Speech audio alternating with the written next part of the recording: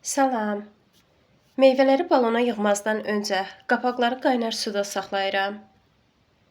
Balonları qaynar suda yaxşı yuduqdan sonra hər birinə təxminən 600 qram təmizlənmiş istəyə görə meyvə yığıram və hər balona 2 ədəd limon dilimi, 2 ədəd nanə, 2 fincan şəkər tozu əlavə edirəm.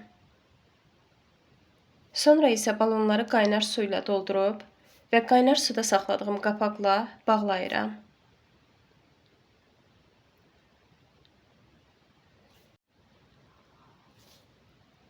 Balonların qapağını bağladıqdan sonra masanın üzərində bir neçə dəfə fırladıram ki, şəkər tozu ərisin.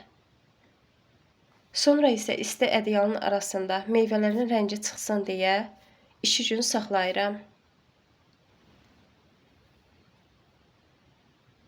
Növbəti videolarda görüşənə kimi hələlik.